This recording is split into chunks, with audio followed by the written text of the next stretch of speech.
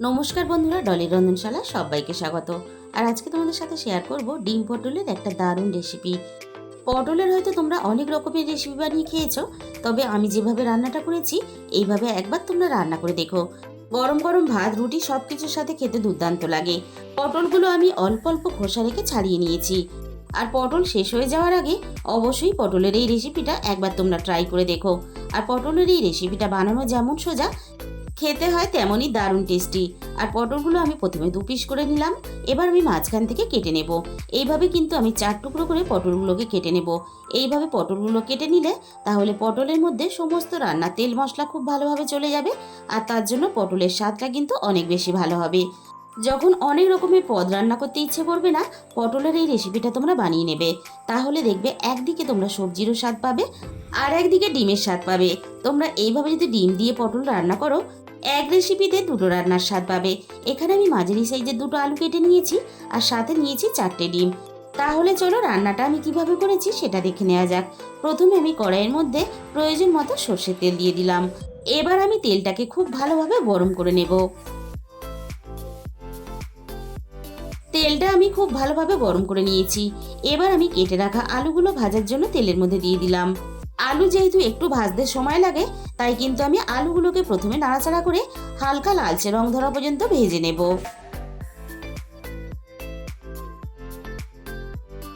আলুগুলো আমি মিনিট 5 মতো নাড়াচাড়া করে বেশ দেখো হালকা লালচে রং ধরা পর্যন্ত ভেজে নিয়েছি।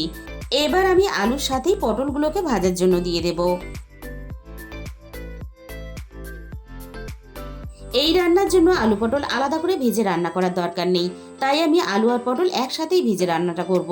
আর রান্নাটা এইভাবে করলে তাহলে রান্নার সময়টাও অনেক কম লাগবে, আর রান্নাটাও অনেক তাড়াতাড়ি হয়ে যাবে। আমি পটলগুলোকে নাড়াচাড়া করে মিনিট 3-4 মতো একটু ভেজে নরম করে নিলাম। এবার আমি পটলের মধ্যে স্বাদ মতো লবণ দিয়ে দেব।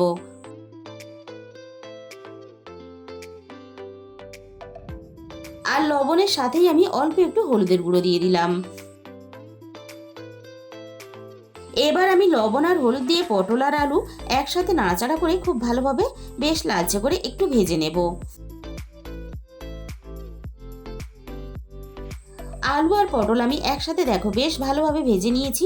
আর আলুগুলো বেশ ভালোভাবে ভাজা হয়ে গেছে, আর পটলগুলো বেশ অনেকটাই নরম হয়ে ভাজা হয়ে গেছে।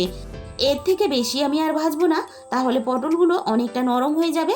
আর রান্নাতে দেওয়ার পরে পটলগুলো তাহলে আর খুঁজে পাওয়া যাবে না। তাই ভাজা আলু আর পটল কড়াই থেকে এবার আমি নামিয়ে নিলাম।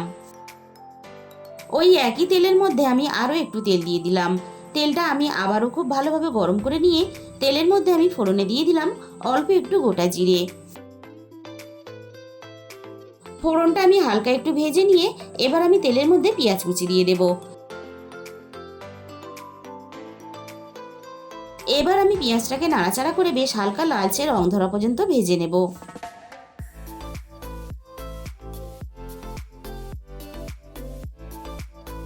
পেঁয়াজটা দেখো আমি বেশ ভালোভাবে ভেজে নিয়েছি, আর পেঁয়াজটা কিন্তু বেশ অনেকটা নরম হয়ে গেছে।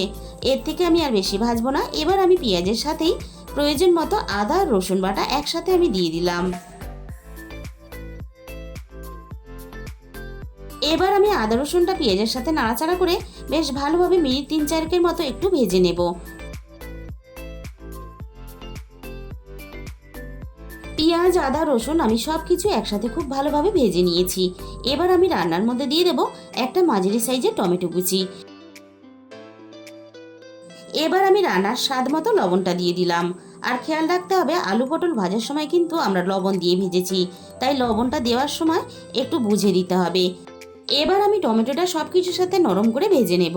আর টমেটোটা যাতে খুব তাড়াতাড়ি আরও একটু নরম হয়ে যায়, আমি এখানে মিনিট 2 মতো ঢাকা দিয়ে দিলাম। ঠিক মিনিট 2 পরে আমি কড়াই থেকে ঢাকাটাকে সরিয়ে নিলাম। টমেটো বেশ আগে থেকে অনেকটাই নরম হয়ে এসেছে, আর টমেটোটা আমি এইভাবে আরও একটু নাড়াচাড়া করে নরম করে নেব। আর বাকিটা রান্না হওয়ার সাথে সাথেই কিন্তু নরম হয়ে যাবে। টমেটোটা সব কিছুর সাথে নাড়াচাড়া করে বেশ ভালোভাবে আমি নরম করে নিলাম। এবার আমি একে একে গুঁড়ো মশলাগুলো দিয়ে দেব। প্রথমে আমি দিয়ে দিলাম 1 চামচ হলুদের গুঁড়ো, আর আমি এখানে দিয়ে দিলাম 1 চামচ ঝালের জন্য লঙ্কার গুঁড়ো, আর সাথেই আমি দিয়ে দেব 1 চামচ ধনে গুঁড়ো।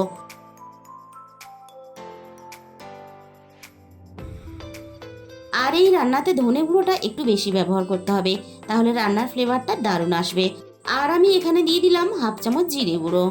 এবার আমি সমস্ত মশলা একসাথে নাড়াচাড়া করে খুব ভালোভাবে কষিয়ে নেব, মশলা থেকে তেল ছেড়ে আসা পর্যন্ত। আর যেভাবে ঠিক মাংস রান্না করার সময় আমরা মশলাটা কষিয়ে নিই, ঠিক সেইভাবে কিন্তু এই রান্নার জন্য আমি মশলাটাকে কষিয়ে নেব। মশলাটা আমি মিনিট 6-7 মতো নাড়াচাড়া করে বেশ ভালোভাবে কষিয়ে নিয়েছি। মশলা থেকে সুন্দরভাবে কিন্তু তেলটা আলাদা হয়ে গেছে। এবার আমি ভেজে রাখা আলু পটলগুলোকে দিয়ে দিলাম। এবার আমি মশলার সাথে আলু পটলটা খুব ভালোভাবে কষিয়ে নেব। মিনিট 3-4 মতো এইভাবে নাড়াচাড়া করে আলু আর পটল যদি একসাথে এইভাবে কষিয়ে নাও, তাহলে রান্নার স্বাদ কিন্তু 10 গুণ বেড়ে যাবে। আলু পটল মশলার একসাথে সব কিছু ভালোভাবে আরও একটু পাক হওয়ার জন্য আমি মিনিট 5 মতো ঢাকা দিয়ে দিয়েছিলাম। আর দেখো তেলটা আরও সুন্দরভাবে কিন্তু মশলা থেকে বেরিয়ে এসেছে। আমি আরও মিনিট 2 মতো সব কিছু একসাথে নাড়াচাড়া করে আরও একটু কষিয়ে নেব। সব কিছু একসাথে খুব ভালোভাবে কষানো আমার রেডি হয়ে গেছে। এবার আমি রান্নার মধ্যে 1 চামচ গরম মশলার গুঁড়ো দিয়ে দিলাম, আর সাথেই আমি দিয়ে দেব অল্প একটু ধনেপাতা কুচি। ধনেপাতা আর গরম মশলা গুঁড়োটা নাড়াচাড়া করে আমি একটু মিশিয়ে নেব। আর এই সময় ধনেপাতা গরম মশলা গুঁড়ো দিলে তাহলে রান্নার স্বাদ আর গন্ধ দুটোই কিন্তু দুর্দান্ত হবে। আমি সব কিছু একসাথে নাড়াচাড়া করে খুব ভালোভাবে মিশিয়ে নিলাম। আর রান্নাটা দেখেই তোমরা বুঝতে পারছো রান্নাটা কতটা লোভনীয় হতে চলেছে।